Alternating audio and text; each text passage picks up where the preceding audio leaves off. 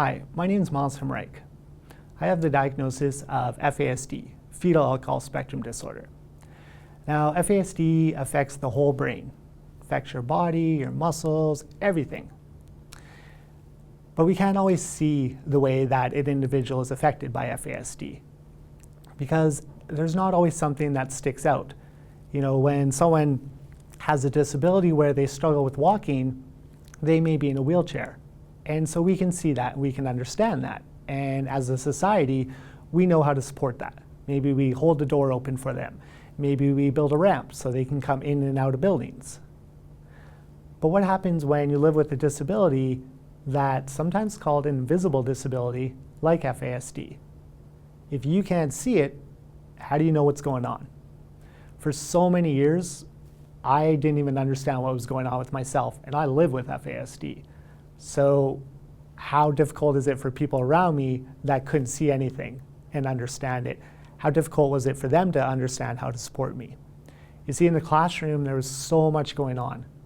Not only was I struggling with keeping up with the work, being able to understand the work, and being able to make sense of everything that was going on around me, there were things going on inside my body that nobody could see or understand. You see, you got those lights in the classroom that you're always struggling with to focus because they would be, kind of blinking, and that would be grabbing my attention. And then you've got things like the smells, the sounds in the classroom. Maybe even it's the littlest thing like a fan that no one else can really hear, but you can hear it. And it's distracting and it's grabbing your attention. There were all these things grabbing my attention, making it really hard for me to focus and understand. Add on top of that, I have what I call bubble trouble. So if you imagine thousands of bubbles inside your body constantly making you move, and you can't sit still. But you don't even know that yourself. You think you're sitting still, but your body's constantly moving. So here, I wasn't able to sit still. I wasn't able to focus because of all these sensory issues, all these things happening that nobody could see and nobody could understand. But more importantly, I didn't understand them. I didn't understand that the lights were too bright, the noises were too loud, the smells were too strong, that I was having this bubble trouble.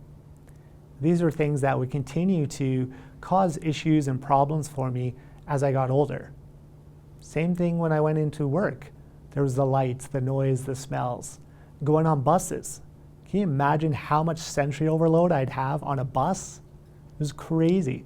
I've got all these people that are standing, a couple inches away from me, and they have all these different smells.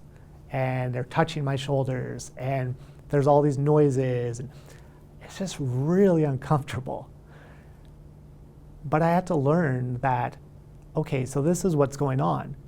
Do I just live in this world that's uncomfortable, or are there ways that I can learn to adapt? Things such as maybe earphones. I put them on so it blocks out the noise. I would put on sunglasses so it blocks out the light. Maybe I wear a hoodie so I can pull the hoodie over my head and kind of feel like I'm in my own safe zone, right? In my own little world, that if somebody touches me, maybe it doesn't affect me as much. Maybe I put on cologne that I can handle the smell of because I know what smells I like and I know which ones I don't. So being able to do these things did help me to be able to navigate my way through the world a little bit easier, because I'll always have to deal with these sensory overloads. I'll always have to deal with these things, but it's a matter of dealing with them and not letting them overtake me. Because if you don't know how to properly deal with them, then you're going to react. And that's where it's seen as you're overreacting. But if you don't know how to deal with these things, and your body has this buildup, you have to have some form of release. What people don't understand is that when you're dealing with these things and you feel all of these sensations happening, and it's the smells, and it's the noise and the lights, they physically hurt inside you. I don't know how to fully explain it, but it just feels uncomfortable. And you're just like, oh, I can't handle this, I can't handle this. And you get more and more of that until all of a sudden you burst out and you scream and you yell and you run away and people are looking at you. And when you do that as a kid, it's cute and funny. But when you do that as a teenager or as an adult, not so cute, not so funny. You're seen as being weird, different, bad, you know?